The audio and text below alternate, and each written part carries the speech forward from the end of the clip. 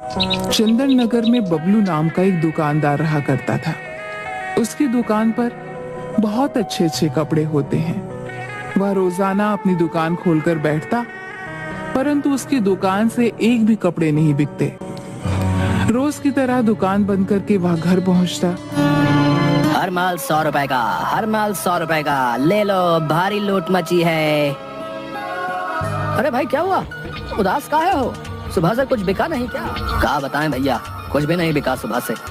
बस सब आ रहे हैं और देख के चले जा रहे हैं। समझ नहीं आता कि इस महंगाई में गुजारा कैसे करें। अरे भाई चिंता मत करो, सब ठीक हो जाएगा। चलो भाई अब मैं चलता हूँ, ध्यान रखो अपना। नहीं अम्मा, आज भी कुछ नहीं बिका। बहुत कोशिश कर रहा हूँ पर कुछ बिकता ही नहीं है। बेटा लड्डू, तुम दौड़ क्यों रहे थे, क्या हुआ? पापा आप मेरे लिए किताब लाने वाले थे, आप लाए वो किताब? कल गुरुजी उसी किताब में से पढ़ाने वाले हैं।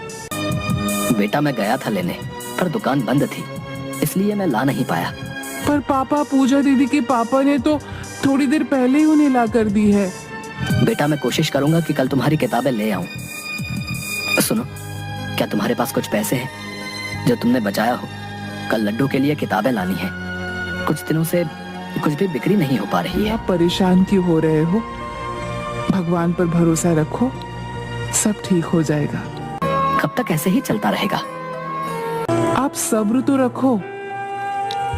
और हाँ, मेरे पिताजी का संदेशा आया है। उन्होंने आपको मेरे गांव बुलाया है। संदेश में लिखा था कि उन्हें आपसे कुछ जरूरी काम है। मेरी जेब में एक फूटी कौड़ी भी नहीं है, मैं उन तक कैसे जाऊं? जी, मेरे पास पिताजी के दिए हुए कुछ पैसे हैं, जिन्हें लेकर आप गांव हो आइए। साथ ही वहां से लड्डू की किताब भी ले आइएगा। वहां यही किताब आधे दाम पर मिल जाएंगी और आपका काम भी हो जाएगा। अब बबलू का दूसरे दिन उस गांव में जाना तय होता है। तभी सब लोग सो जाते हैं। सुबह होते ही बबलू के निकलने का समय होता है। अरे सुनती हो, कहाँ गई? हाँ हाँ आती हूँ। पापा मेरी किताब, मेरी किताब। हाँ बेटा, आज ला दूंगा। आप ध्यान से जाना। आप मेरे पिताजी से थोड़े बहुत पैसे भी मांग लेना, वो मना नहीं करेंगे। कैसी बातें करती हो तुम? कैसा लगेगा कि मदद करने जा रहा हूँ और वहीं से पैसे लेकर आ रहा हूँ? ये सब बातें मत करो, हाथ जोड़ता हूँ तुम्हारे आगे। अरे अतुल भैया, खिपौना जाने के लिए कोई तांगा या बैलगाड़ी नहीं दिख रही?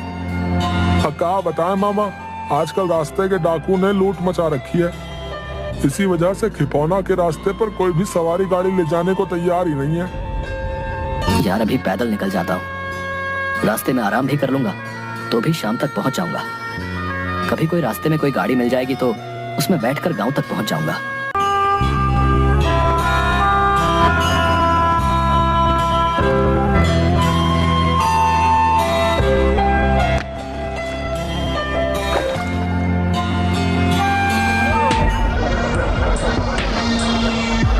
तुम्हारे पास जो भी हो उसे हमें दे दो, नहीं तो हम तुम्हें छोड़ेंगे नहीं। सरदार मैं बहुत गरीब हूँ, मेरे पास कुछ नहीं है, मैं आपको कुछ नहीं दे सकता हूँ। बबलू बोल ही रहा होता है कि तभी एक डाकू बबलू के सर पर डंडा मारता है, जिसकी वजह से बबलू बेहोश हो जाता है। डाकू उसका सारा सामान चुरा लेते हैं और उसे एक पेड़ के नीचे छोड़ देते हैं। थोड़ी देर बाद बबलू को होश आता है और बबलू बहुत जोर जोर से रोने लगता है। हे भगवान, ये सब मेरे साथ ही क्यों हो रहा है? मैंने इस सब का और तेरा क्या बिगाड़ा है जो तू मेरा इम्तिहान ले रहा है? बेटा, तुम्हें रोने की कोई जरूरत नहीं है, मैं हूं ना तुम्हारी मदद के लिए। बेटा, तुम्हें डरने की जरूरत नहीं है। जिस पेड़ के नीचे तुम बैठे हो, मैं उसी पेड़ की आत्मा हूं। डरो मत, मैं तुम्हें कोई नुकसान नहीं पहुंचाऊंगा। मैंने तुम्हारे साथ जो भी हुआ वो सब देखा है। मैं तुम्हारे साथ जो भी हुआ वो सब जानता हूं। मैं तुम्हें कुछ देना चाहता हूं। मुझे कुछ नहीं चाहिए, तुम किस तरह से मेरी मदद कर सकते हो?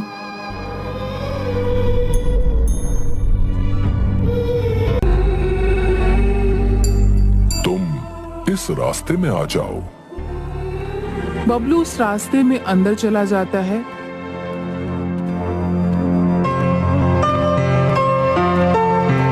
वो जैसे ही अंदर पहुंचता है, देखता है कि बाहरी दुनिया से बिल्कुल अलग और उल्टी दुनिया है, बहुत ही ज्यादा सुंदर, जैसे कि स्वर्ग। वह अंदर जाता है। उसे आगे जाकर देखता है कि उसकी गांव जैसा हूबहू गांव है। उसका मुंह खुला का खुला रह जाता है। वह आगे देखता है कि गांव वाले भी हैं। सभी गांव वाले झुंड बनाकर बैठकर बातें कर रहे थे। सभी लोगों ने बबलू को देखा और उनका मुखिया उठकर उससे पूछता है, भाई कौन हो? तुम कहां से आए हो? मेरा नाम बबलू है। बबलू उसके साथ हुई घटना को बताता है कि मैं यहाँ ऐसे पहुंचा। अच्छा बेटा, तो ठीक है, अब से तुम हमारे साथ रहोगे। नहीं नहीं, मुझे अपने घर वापस जाना है। मुझे तो यहाँ पेड़ नहीं अंदर आने के लिए कहा था, इसलिए मैं यहाँ आया था। जो यहाँ एक बार आ गया तो फिर यहाँ से जा नहीं सकता। मैंने भी कई बार कोशिश की, पर वो जादुई जंगल मुझे यहीं ला छोड़ता है। तो मेरा भी परिवार है, मुझे उन्हें भी संभालना है। बाहर जाने के लिए तुम्हें जादुई जंगल से जाना होगा। रास्ते में मिलने वाले जिनके सवालों का जवाब देना होगा, वही तुम्हें आगे का रास्ता बताएंगे।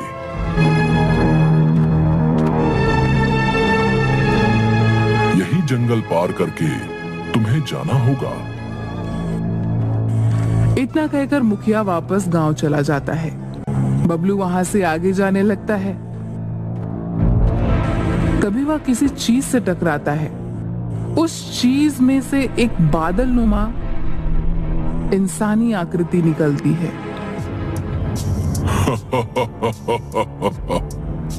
इसे देख बबलू पीछे हटने लगता है।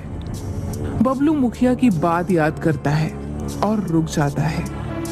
जिन बताओ, तुम मुझसे क्या पूछना चाहते हो? ये तुम्हें कैसे पता कि मैं तुमसे कुछ पूछना चाहता हूँ? मुझे ये बात मुखिया जी ने बताई है, साथ ही मुझे इस जंगल से निकलना है। पर मेरी एक शर्त है। कभी तुमने मेरे सवालों का जवाब नहीं दिया तो मैं तुम्हें वापस जादुई गांव न भेजकर तुम्हें खा जाऊंगा। तुम्हें मुझे तो क्या, सारे गांव वालों को छोड़ना होगा। मंजूर हो तो बता दो, नहीं तो मैं भी इन्हीं गांव वालों के साथ रह लूंगा। अच्छा तो ठीक है, मैं भी तैयार हूँ। तो सुनो, तुम्हें इस पहेली का जवाब देना होगा। देखी रात अनोखी वर्षा, सारा खेत नहाया, पानी तो पूरा शुद्ध था, पर पीना कोई पाया। देखी रात अनोखी वर्षा, पर पीना कोई पाया, ये कोई सवाल नहीं हुआ। तुम ही ने मानी है मेरी शर्त। बबलू भी जानता था कि इस प्रश्न का उत्तर नहीं दिया तो उसकी जान तो चली ही जाएगी और लोगों के बचने की उम्मीद भी खत्म हो जाएगी। पहेली को सोचते हुए बबलू को उसके खेतों की याद आती है, जब वह उसके पिता के साथ खेतों में जाया करता था। वहां पूरा खेत और पत्तों पर ओस जमा हुआ करता था, जो कुछ पहेली की लाइन में मेल खा रही थी। तपाक से बबलू बोला, इसका उत्तर है ओस। ओस सिर्फ रात्रि और भोर के समय ही गिरती है। ओस की वजह से खेतों में पानी जमा हो जाता है। ओस का पानी शुद्ध और साफ होता है। मैं तो जादुई बड़े से बड़ा जहाज बना सकता हूँ, लेकिन मैं एक बार भी नहीं उड़ सका। मैं हूँ कौन? पानी का जहाज जो सिर्फ पानी पर तैर सकता है, उड़ नहीं सकता। रहा आपके इसी प्रश्न में दूसरा सवाल, मैं हूँ कौन? इसका जवाब है मनुष्य। वो बड़े से बड़ा जहाज बना तो सकता है, लेकिन खुद कभी नहीं उड़ सकता है। तुम बहुत तेज दिमाग और बुद्धिमान हो। ये मेरे आखिरी सवाल का उत्तर दे दिया तो तुम और गांववासी सभी स्वतः ही अपने अपने गांव पहुंच जाओगे। तो सुनो प्रश्न। लाल बुझक्कड़ बूझ के और न बूझो कोय, पैर में चक्की बांध के हिरना कूदो होए। बबलू इसे सुनकर भौचक्का रह जाता है। उसने लाल बुझक्कड़ की बहुत ढेर सारी कहानियां पढ़ी और सुनी रहती थी। ये लाइन उसने उसके बेटे लड्डू की किताब से पढ़ी और लड्डू को समझाई भी थी। इसे याद करके वह अपने बेटे के साथ अच्छे दिनों की याद कर मुस्कुराने लगता है। उसकी आंखों में आंसू आने लगते हैं, जिसे देख जिन्न भी उसके साथ हुई घटनाओं को देख लेता है। जिंदगी में कभी किसी के बारे में बिना देखे बिना जाने कुछ नहीं कहना चाहिए, जब तक उस पहलू को आप जान न लें। आमतौर पर लाल बुझक्कड़ कहते हैं जो अपनी दुनिया के अलावा बाहरी दुनिया को न देखते हुए अपने आप को ही सही सिद्ध करता है, अर्थात वो जो सीखने और समझने को तैयार नहीं होता है। बबलू के इतना कहते ही एक तेज रोशनी के साथ एक तेज आवाज आती है। बबलू को तेज रोशनी के कारण उसे कुछ भी नहीं दिखाई दे रहा होता। उसके बाद वह देखता है कि वह उसके गांव के पास खड़ा होता है। उसे सभी के घर दिखाई देते हैं, पर खुद का घर नहीं दिखाई देता। वह जहां पर खड़ा होता है वहां एक बहुत बड़ा और सुंदर घर होता है। लो भैया, ये तो भगवान की लीला है। जो भगवान को करना है वो करके ही रहता है।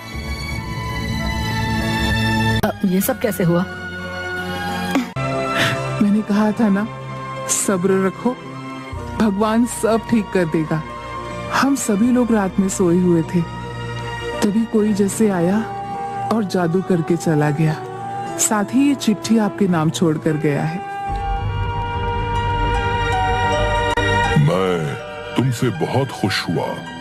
तुमने सिर्फ अपने बारे में ही नहीं, सभी के बारे में सोचा, साथ ही सभी को छोड़ने के लिए कहा।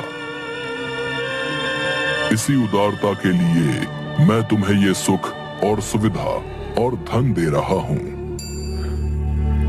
ध्यान रहे कि जो भी तुम्हारे साथ घटा है वो तुम किसी से ना कहो। यदि तुम किसी को भी कुछ बताते हो तो ये सब तुमसे छिन जाएगा। इस कहानी से हमें ये सीख मिलती है कि पढ़ने और जिंदगी में हुई घटनाओं को कभी भी नहीं भूलना चाहिए। इन घटनाओं से हमें सबक लेकर हम अपने आने वाले समय को और आसान बना सकते हैं।